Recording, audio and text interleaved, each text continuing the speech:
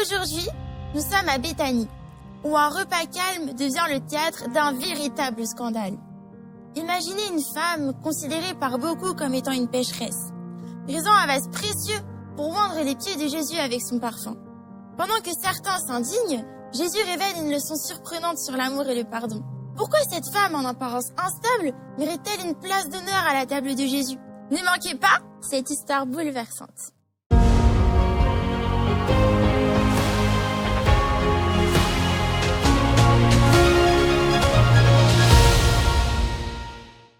Rien n'a été facile pour le maître de Nazareth durant son activité. Ses actions et ses paroles provoquaient toujours des clivages. Si certains étaient étonnés, admiratifs ou euphoriques, d'autres râlaient et vociféraient et même en quelques occasions se montraient très agressifs. C'est à table le lieu où les véritables tempêtes éclataient. Lorsque Jésus s'asseyait pour manger avec des personnes diverses, en chœur d'opposants, et de délateurs scrutaient ses mouvements, ses paroles, ceux qui l'accompagnaient, la quantité de nourriture qu'il consommait et sa façon de manger. Les pharisiens et les docteurs de la loi étaient choqués de voir que Jésus n'observait aucune règle concernant les repas. Il mangeait et buvait dans les maisons des publicains, en compagnie de gens impurs et de femmes émancipées, appelées avec mépris prostituées, faisant preuve d'un comportement qui scandalisait les sages de l'époque. L'étiquette collée sur le front de Jésus par ceux qui l'observaient, experts en art culinaire sain, était cette affirmation malveillante. Voici un buveur de vin et un gourmand, un ami des publicains et des pécheurs. Par ces jugements, il cherchait à dénigrer et à ridiculiser le sérieux de la mission du Christ et de sa personne. Même quand les disciples sont seuls avec Jésus à la table, les choses ne se passent pas toujours sans accroc.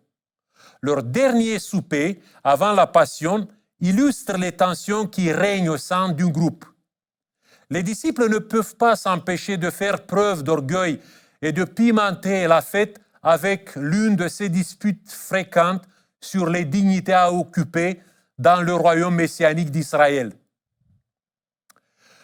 Lors de ce dernier repas, avant sa crucifixion, Jésus a fait une promesse.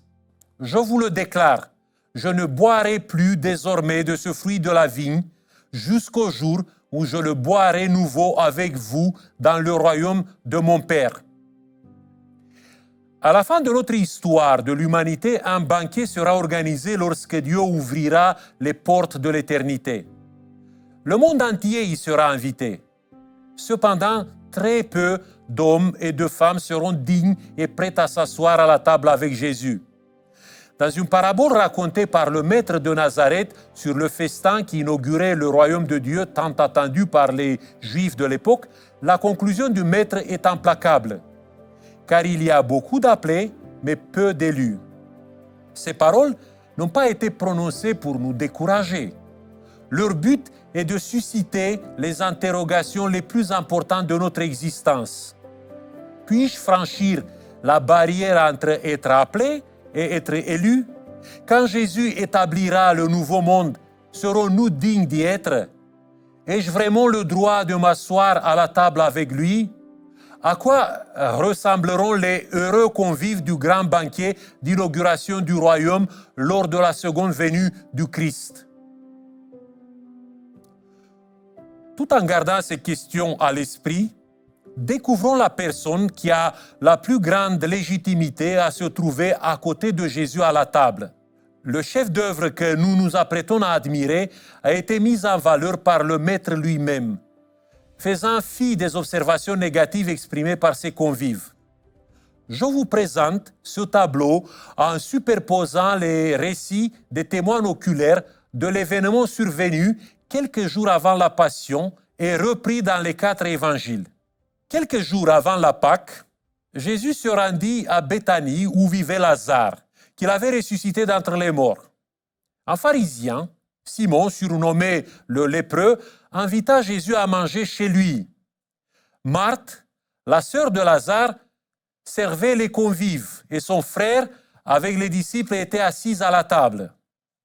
Et voici qu'une femme pécheresse, Marie, prit un vase d'albâtre contenant 1 litre de myrrhe pure et de grand prix, et ayant brisé le récipient, elle versa le myrrhe sur la tête de Jésus, oignit ses pieds et les essuya avec ses cheveux. La maison fut remplie de l'odeur du parfum.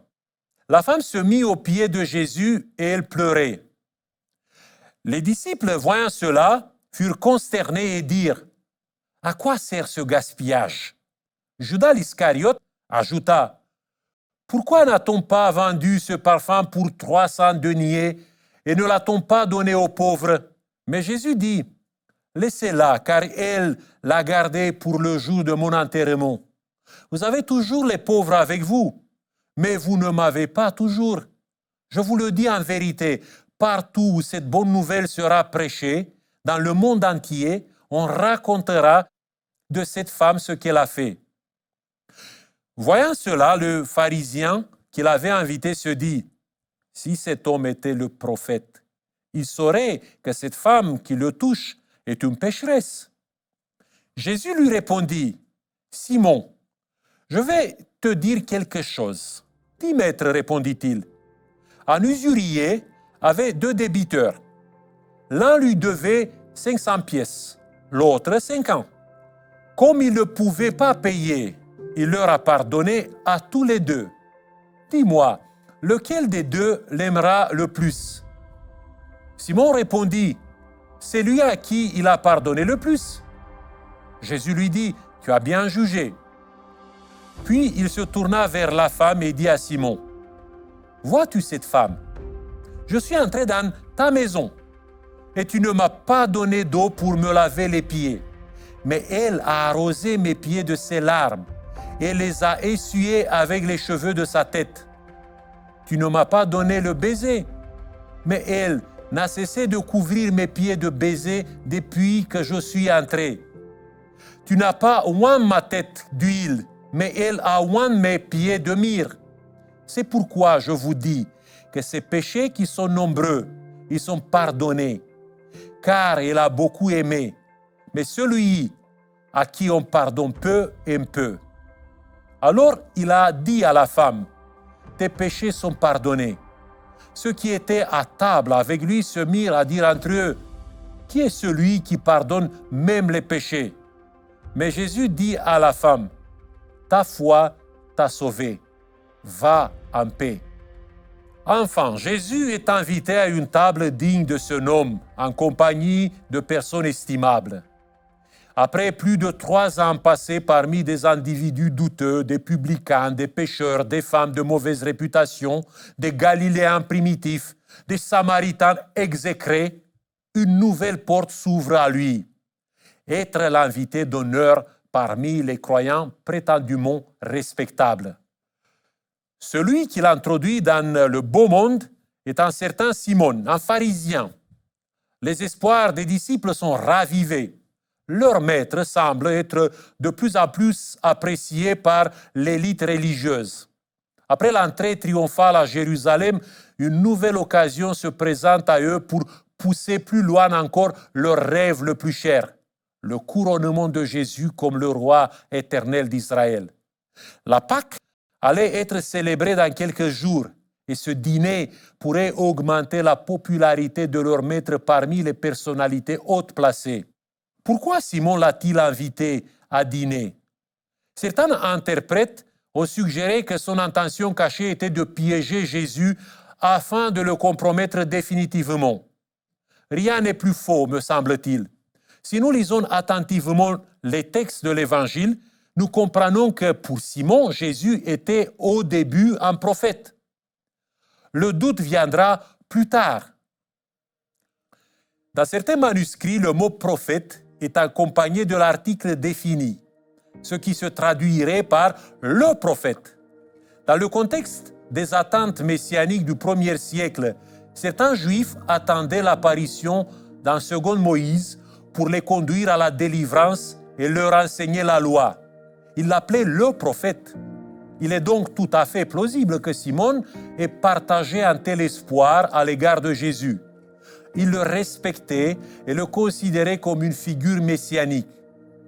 Pourquoi en est-il arrivé à une telle conviction? D'après la parabole racontée par Jésus, il semble que le pharisien ait bénéficié d'un grand service de la part du Seigneur, celui de la réhabilitation et du pardon. Le surnom attribué à Simon peut nous donner un indice. On l'appelait le lépreux. À un moment donné, il avait été atteint d'une terrible maladie, la lèpre. Certaines parties de sa peau se recouvraient d'un pigment qui s'effonçait dans la chair et détruisait toute sensibilité nerveuse dans cette zone. Selon les mentalités de l'époque, la lèpre était une punition infligée par Dieu à ceux qui avaient commis des péchés impardonnables. L'homme touché par cette maladie était contraint de quitter sa famille, sa localité et de vivre parmi d'autres misérables dans des zones arides où il souffrait physiquement et moralement en attendant une improbable guérison ou la mort. Si pour tout juif la lèpre était terrible, imaginez les sentiments d'un pharisien touché par un tel mal. Le pharisien luttait avec acharnement afin de se conformer aux exigences de la loi et de la tradition, afin de maintenir son statut d'homme pur et digne. Et soudain, tout s'écroule dans la vie de Simon, marqué pour la vie du stigmate de souillé. Mieux vaut mourir que d'endurer une longue agonie, loin des siens et surtout loin des lieux de prière. Jésus l'a probablement rencontré dans un refuge pour les lépreux et l'a guéri. C'est ainsi qu'il a pu commencer à croire que Jésus, son bienfaiteur, était le prophète. Lorsque Jésus est arrivé à Jérusalem, Simon a voulu l'honorer en l'invitant à un banquet qu'il voulait inoubliable. Ce repas de reconnaissance se voulait donc parfait. La nourriture se devait tout d'abord d'être de bonne qualité et servie en abondance. Pour les Juifs ordinaires au 1er siècle, un repas riche était synonyme de grand luxe. Nous sommes très éloignés ici du récit où Jésus a utilisé la besace d'un gamin pour nourrir une foule de plusieurs milliers de personnes, avec quelques pains d'orge et non de blé fin et des poissons séchés et salés. La plupart des auditeurs de Jésus se seraient estimés heureux d'avoir cela. Mais à la table de Simon, sa famille, ses voisins et ses amis ont fait tout le possible pour présenter à Jésus les plats les plus appétissants. Puis, afin que tout soit parfait, la vaisselle spéciale, coûteuse et précieuse, achetée à grands frais depuis des générations et transmise de mère en fille, a été sortie de sa réserve. Ce n'est qu'à l'occasion des grands événements qu'on dévoile le trésor familial. Jésus, au cœur d'un tel événement, méritait d'être accueilli comme un prince. Enfin, le troisième élément d'un dîner de gala parfait sont les invités. D'après le peu de détails dont nous disposons, on peut dire que des personnes de valeur, de véritables célébrités locales sont venues. Lazare, le récent ressuscité après 4 jours au tombeau, est mentionné. Il y a aussi les pharisiens, amis et notables de Simon. Et bien sûr, les disciples qui ont le sentiment d'être passés dans une autre dimension sociale, l'antichambre de grand honneur, qui leur serait rendue plus tard probablement. Ainsi, tout démarrait sous de meilleurs auspices. Et soudain, dans cette atmosphère extraordinaire et parfaite, un grain de sable, un cauchemar se profile à l'horizon. Une intruse apparaît derrière Jésus. Une femme, quelle horreur! Une présence féminine à la table d'hommes pieux. Rien de plus scandaleux. Encore aujourd'hui, dans les communautés orientales traditionnelles, les femmes ne mangent pas avec les hommes. Elles servent à table, puis se retirent discrètement. Cette femme assise derrière le maître n'est pas là pour servir et repartir. Elle est venue pour rester. Un frisson d'indignation parcourt le groupe de personnes respectables présentes dans la pièce. Quelle impertinence! Quel culot! Être inférieur, ayant une âme différente de celle de l'homme, plus faible et plus limité, comme le soutenait Philon d'Alexandrie, s'invite dans une société masculine. Tous les regards se tournent vers Jésus, la plus haute autorité de ce groupe. Il faut faire quelque chose. Mais il n'y a aucune réaction, aucun sursaut de sa part. Peut-être que si cette femme avait été connue comme une personne respectable, elle aurait bénéficié de circonstances atténuantes. Mais pour les gens de Béthanie, Marie est une pécheresse. Sous cette expression euphémique se cache une terrible réalité. La dame en question a longtemps vécu de la prostitution. Elle est donc source d'impureté pour un croyant scrupuleux, soucieux de préserver la sainteté de son corps. La toucher est une catastrophe. Elle vous contamine et vous transforme en un être souillé. Simon est consterné et commence à douter de ce qu'il croyait auparavant au sujet de Jésus. Comment peut-il manger si paisiblement en présence d'une créature aussi infâme? Et si tout s'arrêtait là? Une discussion sur les traditions des anciens avec des arguments imparables présentés par Jésus mettrait fin à toutes les pensées spéculatives. Mais la femme se met à se comporter comme une folle.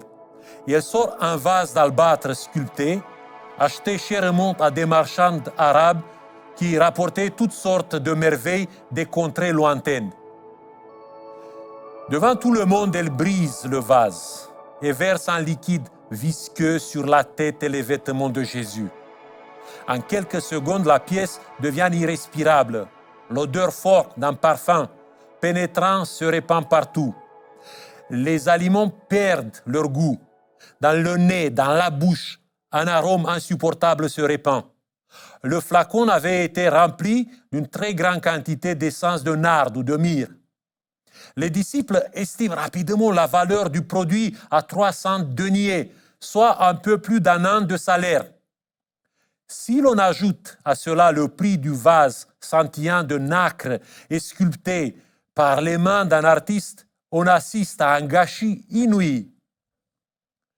Cette folle qui est entrée dans le salon des hommes a détruit en un instant les économies de toute une vie, l'argent de sa retraite.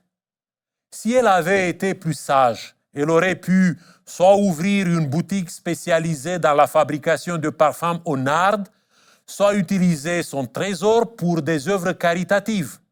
Quel manque de lucidité! Les hommes autour de Jésus regardent horrifiés. Et la bombe éclate alors. La femme ôte le voile de sa tête, découvrant ses cheveux, s'assoit au pied du maître et commence à les essuyer avec sa chevelure et à les embrasser. Les communautés orientales traditionnelles arabes ou juives interdisent encore aujourd'hui aux femmes de montrer leurs cheveux à d'autres personnes qu'à leur mari. Se découvrir la tête en public est considéré comme un acte obscène. Quant à toucher le corps d'un inconnu avec les lèvres, il n'y a pas de mot assez fort pour qualifier une telle effronterie et une telle insolence. Devant tout le monde, Marie transgresse la loi des Juifs. Elle se ridiculise, se couvre de honte et compromet Jésus en le faisant passer pour un immoral. Désemparé, Simon commence à regretter l'invitation faite à son bienfaiteur. L'absence de réaction de Jésus fait naître une avalanche de doutes dans son esprit. Un homme qui se laisse ainsi compromis et moqué en public par une pécheresse et une folle notoire ne peut être le prophète. Les disciples subissent eux aussi péniblement l'affront de la femme provocatrice. Ils grognent assez fort pour que Jésus les entende, disant que ce gaspillage dépasse toutes les limites. L'un d'eux, Judas l'Iscariote, calcule rapidement les dégâts. Combien la vente du parfum aurait-il rapporté? Elle leur aurait permis de distribuer aux pauvres en ce moment de fête une somme de plus de 300 deniers, ce qui aurait été très sensé, alors qu'un million de pèlerins se réunissaient à Jérusalem. Leur louange aurait contribué à accroître la popularité de Jésus. À la fin du repas, Judas partira à Jérusalem pour discuter avec les prêtres du temple d'un plan d'arrestation de Jésus. Peut-être pressé de toutes parts, le maître redescendra-t-il sur terre et se comportera-t-il comme un vrai chef? L'indignation est unanime parmi les convives et l'atmosphère est tendue. Le dîner parfait a tourné au fiasco. Jésus humilié repartira sans aucun soutien politique, laissant derrière lui les pharisiens perplexes, médusés et en colère. Lorsque Jésus prend enfin la parole pour répondre à Simon déçu et à ses disciples ébahis et énervés, il est catégorique. Il ne critique rien de ce que la femme a fait. Plus encore, il affirme sans détour que de tous ceux qui étaient assis à la table avec lui, c'est elle qui avait le droit le plus légitime d'être là. Elle mérite d'être mise en valeur. Les générations futures, en découvrant l'Évangile, tiendront Marie en haute estime, comme un exemple d'amour et de dévouement. Et pour ne laisser aucune place à l'incertitude, Jésus justifie ses déclarations par une parabole courte et facile à comprendre, la parabole des deux débiteurs. À partir de cette courte histoire, il expose deux qualités fondamentales dont les participants au banquet du Seigneur doivent faire preuve. La première qualité de Marie a été sa capacité à saisir la profondeur de l'amour et du pardon de Dieu. Dans la parabole racontée par Jésus, cette capacité est illustrée par le débiteur à qui il est beaucoup pardonné. Par conséquent, elle manifestera une plus grande affection pour Dieu. Et Simon, parce qu'il a reçu une bénédiction moindre, aimera moins. Mais en réalité, Dieu ne pardonne pas de façon discriminatoire. Il nous donne son amour et réserve à chacun de nous tout ce dont nous avons besoin pour trouver le bonheur. Mais considérons encore ce cas. Simon, frappé par la lèpre et éloigné pour toujours de sa famille, du temple et de ses amis, est guéri et reçoit l'assurance que Dieu réhabilite sa vie. Marie, une femme broyée et malheureuse par sa vie de déception, se retrouve piégée dans la prison de l'immoralité. Jésus lui montre son affection et son soutien et l'aide à trouver une nouvelle voie, en lui offrant le réconfort du pardon. Dans les deux cas, les deux êtres troublés reçoivent tout ce dont ils ont besoin pour reconstruire leur vie. Si nous calculons rationnellement, l'ampleur des dons du Christ nous apparaît sans égal au-delà des normes humaines. Simon ne pouvait être que reconnaissant. On peut se défaire de l'immoralité sans une intervention surnaturelle visible, mais on ne peut sortir de la lèpre, de son péché, que par un miracle divin retentissant et évident. Le véritable débiteur dans notre histoire est donc le pharisien et non la pécheresse assise aux pieds de Jésus. Mais les calculs ne sont jamais faits de cette façon. Tous deux ont tout reçu. Seulement l'un l'a compris, tandis que l'autre a été victime du piège des jugements égoïstes et mesquins. La prise de conscience que Dieu a tout donné pour vous devrait entraîner une fidélité sans limite, une gratitude capable de gestes que les légalistes frustrés par les traditions les qualifient de folie. Comprendre la générosité divine nous amène à développer une deuxième qualité fondamentale pour un chrétien et absolument nécessaire si l'on aspire à être accueilli à la table de Dieu. Voici comment Jésus l'a définie de manière simple et concise. Ses nombreux péchés sont pardonnés car elle a beaucoup aimé. Marie a appris à aimer beaucoup après avoir compris que Dieu lui avait donné un amour total. L'expression grecque agapé senpolou, elle a beaucoup aimé, utilisée ici, désigne à la fois un amour intense et passionné, au plus haut degré, mais aussi un amour manifesté de multiples façons auprès d'un grand nombre de destinataires. Le sommet de la sanctification chrétienne est de parvenir à cultiver comme vertu centrale de sa vie un amour intense.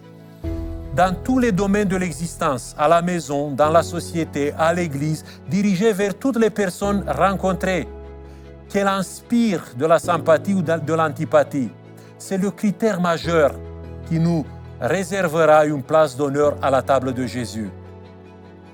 Notre vie est comblée, guérie de toutes les angoisses et des jalousies insensées lorsque nous découvrons les secrets de Marie. D'abord, la compréhension de la générosité de Dieu qui nous a donné tout ce qui est nécessaire pour nous mettre debout et marcher droit.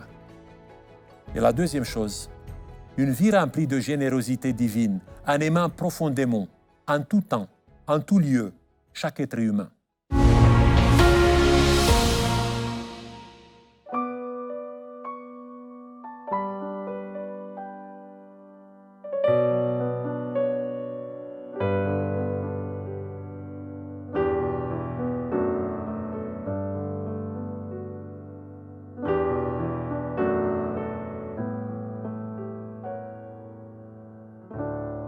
Tu es ma force quand je suis faible.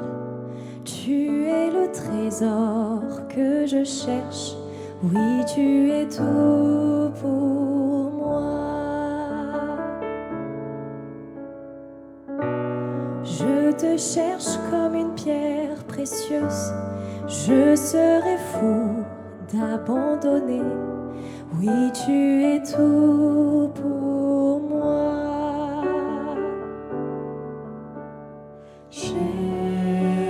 Jésus, agneau de Dieu, digne est ton saint nom.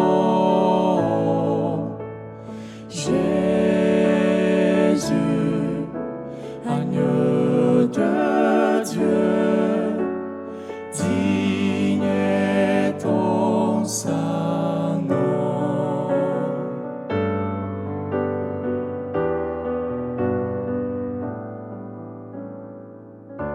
Tu prends mon péché, ma croix, ma honte, élevé, je bénis ton nom. Oui, tu es tout pour moi. Lorsque je tombe, tu me relèves. Quand je sors, tu remplis ma cour. Oui, tu es tout pour moi. Jésus, agneau de Dieu, digne est ton saint nom. Jésus, agneau de Dieu, digne est ton saint nom. Oh Jésus, agneau de Dieu, digne est ton saint nom. Jésus, agneau de Dieu, digne est ton saint nom. Digne est ton saint nom.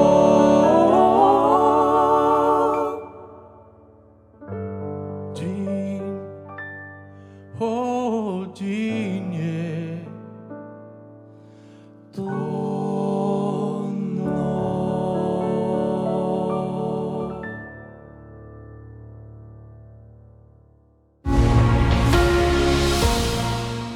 Waouh! Quelle scène renversante! Dans un repas organisé pour honorer Jésus, c'est une femme jugée indigne qui devient le personnage central. Je suis David, pasteur à Eden Church, et c'est vrai que cette histoire que rapportent les évangiles, elle est tellement puissante. Cette femme, Marie, avait véritablement compris l'immensité du pardon et de l'amour de Dieu.